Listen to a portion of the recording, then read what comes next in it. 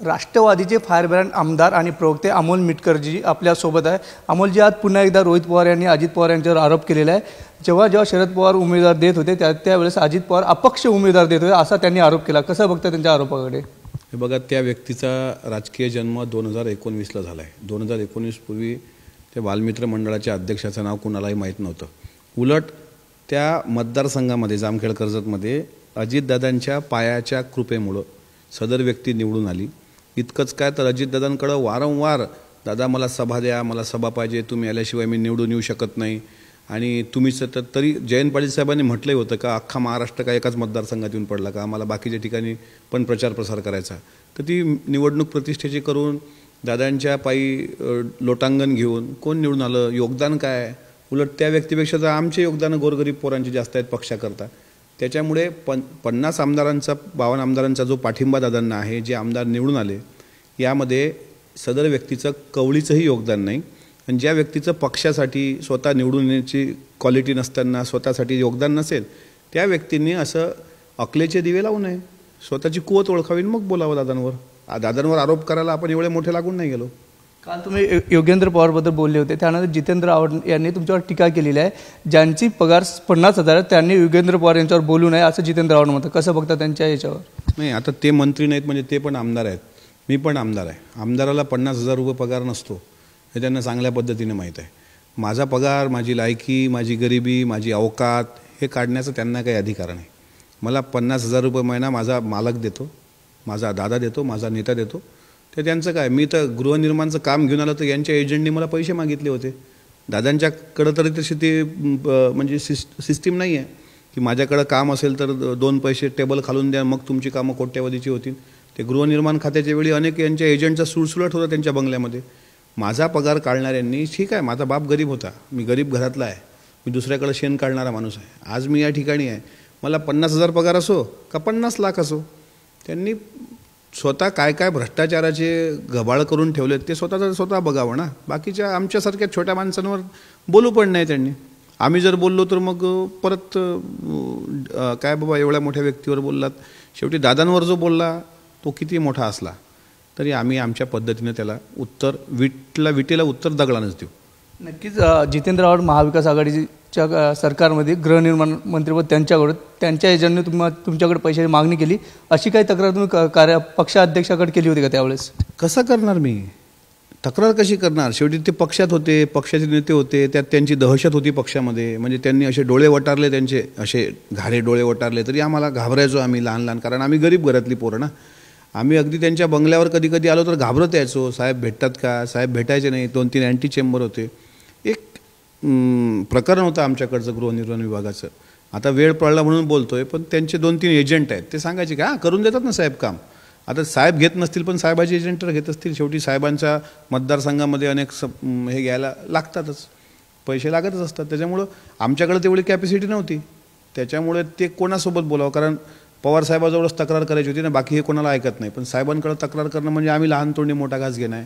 पण माझं एकट्याचं उदाहरण नाही, असे बरीच उदाहरणं आहेत की त्यांच्या काळात त्यांच्या भागात जो एजंटचा सुळसुळाट होता तेच आता चिल्ले पिल्ले ट्रोलर्स लावारिस कार्टी आम्हाला रात्री फोन करून धमक्या देतात त्यांच्या नावाने।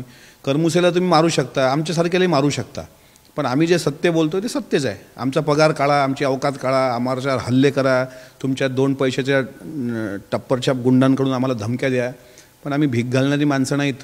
आव्हाडसाहेब आम्हालाही चळवळीचा इतिहास आहे, संभाजी ब्रिगेडसारख्या चळवळीत काम करणारा अमोल मिटकरी आहे।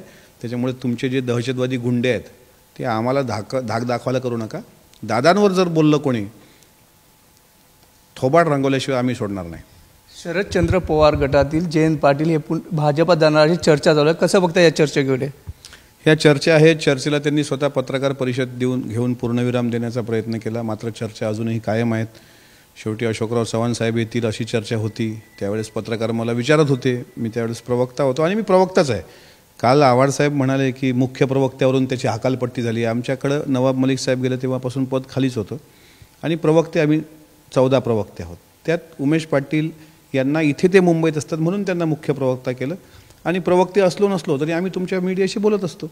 त्याच्यामुळे ज्यावेळेस मी प्रवक्ता म्हणून बोलत होतो त्यावेळेस अशोकराव चव्हाण साहेबांबद्दल पण मी म्हटलं होतं की ते येतील लोकसभेच्या पूर्वी। तसं आता जर तुम्हाला म्हटलं की जयंत पाटील साहेबांनी सध्या ती भूमिका मांडलेली आहे. पण काल आहे तस्मेनं मग काळ सांगेल त्याच्यामध्ये किती तथ्य आहे हे लोकसभेच्या निवडणुकीच्या पूर्वी सगळ्या महाराष्ट्राला दिसेल. बारामतीमध्ये काल युगेंद्र पवार शरद पवार गटाच्या कार्यालयात गेले होते. आज जय पवार हे स्वतः राष्ट्रवादीच्या कार्यालयात गेले. कसं बघता जय पवारच्या राजकारणाकडे? युगेंद्र पवार हे नाव मी पहिल्यांदा काल ऐकलं, नंतर कळलं दादांचे मोठे बंधू श्रीनिवास पवार यांचे ते पुत्र आहेत. ते एक बिल्डर आहेत किंवा त्यांच्या क्षेत्रामध्ये आहेत. ते काल पक्ष कार्यालयात आले होते, पण त्यांची काही निवडणूक लढायची इच्छा नाही असं त्यांनी स्वतः सांगितलं. मात्र त्यांच्या अनेक वर्षांपूर्वी जय पवार वयाने त्यांच्यापेक्षा लहान असताना सुद्धा ते राजकारणात सक्रियच होते. पार्थ पवार मावळची लोकसभा लढले तेव्हापासून राजकारणात सक्रिय आहेत. त्याच्यामुळे बारामती लोकसभा अजितदादा ज्यांना तिथे उमेदवारी देतील त्यांच्याकरता दोन्ही भाऊ प्रचारक म्हणून फिरत आहेत. युगेंद्र पवार हे काल आलेत. ते कशाकरता आलेत हे मोठ्या साहेबांना चांगल्या पद्धतीनं माहीत आहे. कारण मोठ्या साहेबांकडचा एक तथाकथित संघर्ष योद्धा बालमित्र मंडळाचा अध्यक्ष, त्याला आता महाराष्ट्राचा दादा व्हावं वाटतंय. जास्त पुढं करतोय काय म्हणून युगेंद्र पवारांची कदाचित एंट्री असू शकते. पण पार्थ पवार आणि जय पवार हे त्यांच्या अगोदरपासून राजकारणामध्ये आहेत. बारामती लोकसभा मात्र दादा म्हणतील तेच, म्हणजे बारामतीत कसं तर दादा म्हणतील तसं. नक्कीच जिशान सिद्दीकी काँग्रेसचे आमदार आहेत. आज त्यांनी पत्रकार परिषद घेऊन अजितदादा यांची स्तुती केली आणि उलट काँग्रेसचे जे ज्येष्ठ नेते आहेत त्यांच्यावर टीका केली की अजित पवार आमचे कामं करतात पण काँग्रेसचे नेतेच आमचे कामं करत नाही असा त्यांनी काँग्रेसच्या नेत्यावर आरोप केला. कसं बघता येत त्यांच्या आरोपाकडे? जिशान सिद्दीकी जे म्हणाले ते अगदी तंतोतंत खरं आहे. मी अनेक लोक असे पाहतो की दादांकडे अनेक पक्षाचे आमदार येतात. दादा त्यावेळेस पक्ष पाहत नाहीत, पक्षपातीपणा करत नाहीत. त्या मतदारसंघातली ओळख गरज बघून त्याला निधी देतात. म्हणजे तो मग MIMचा आमदार असू देत, काँग्रेसचा आमदार असू देत आणि मान सन्मान देतात. काँग्रेसच्या म्हणजे महाविकास आघाडीच्या काळामध्ये काँग्रेसचे अनेक नेते मंत्री होते. ज्या वेळेस आम्ही त्या मंत्र्यांकडे जायचं होतं, आम्ही राष्ट्रवादी म्हणून तर आमच्याकडे ते रागानच पाहायचे. तोच अनुभव जिशान सिद्दीकींना आला असेल म्हणून त्यांच्या वडिलांनी तो पक्ष सोडला. आता हळूहळू ते पण दादांची त्यांनी स्तुती केली, ही खोटी स्तुती नाही, ती बाय हार्ट आलेली स्तुती आहे. आणि प्रत्येक आमदाराला हा अनुभव आहे. या बालमित्र मंडळाच्या अध्यक्षाला विचारा त्याला किती निधी दादांनी दिला आहे. कोल्हे पण निधींसाठी बरेचदा येऊन गेले. त्याच्यामुळे दादा दुजाभाव करत नाहीत, दादा प्रेमानं विचारतात.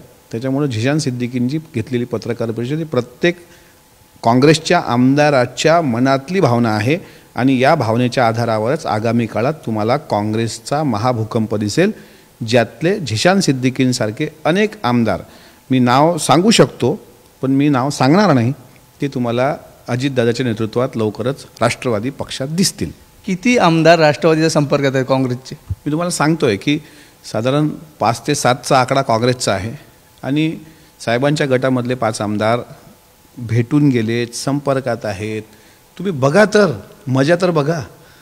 आज जो साहिबे मनसद है कल नहीं होगे, हे सब धुआ है, आसमान थोडी आहे. उद्या तुम्हाला वेगळं पिक्चर दिसेल. त्याच्यामुळं वेट अँड वॉच. लोकसभेच्या पूर्वी महाभूकंप होणार. मंत्र्यांच्या बंगल्यावर कोटी रुपयाने खर्च होत आहे अशी बातमी आज आलेली आहे. कसं बघताय याच्याकडे? नाही, ती बातमी पूर्णपणे मी बघितलेली नाही. कोट्यावधींचा खर्च हा जनतेचाच असतो पैसा. उधळपट्टी जर होत असेल तर त्यावर नियंत्रण असलं पाहिजे, या मताचा मी आहे. नंबर 1. पण महाविकास आघाडीचे सरकार असताना तत्कालीन मुख्यमंत्री आणि तत्कालीन जे मंत्री आहेत यांच्या निवासस्थानाचे, वर्षा बंगल्याचे किती करोड रुपयाचे जेवणाचे, खाण्याचे, पिण्याचे टेंडर निघाले, हे एका पेपरमध्ये पण छापून आलं होतं. त्याच्यामुळे हा जनतेचाच पैसा आहे. मात्र विरोधी पक्षाचे आमदार, विरोधी पक्षातले माजी मंत्री, आत्ताचं याच्यात जर जास्त उधळपट्टी वाटत असेल, RTI कार्यकर्त्यांनी ती माहिती मागवली, पण उधळपट्टी जर होत असेल तर जनतेच्या पैशावर कुठंतरी नियंत्रण असलं पाहिजे. आणि महायुती सरकारकडे, मी सरकारमधलं जरी असलो तरी विनंती करतो की शेवटी शेतकरी हा केंद्रबिंदू आपल्या राज्याचा राहिलेला आहे. त्यामुळे अशा प्रकारची जर चुकीची देश विदेशातील प्रत्येक घडामोडींचे लाईव्ह अपडेट मिळवण्यासाठी आता साम टीव्हीच्या सर्व सोशल मीडिया प्लॅटफॉर्मला लाईक, फॉलो आणि सबस्क्राईब करा. तसंच सर्व नोटिफिकेशनसाठी बेल आयकॉन प्रेस करायला विसरू नका.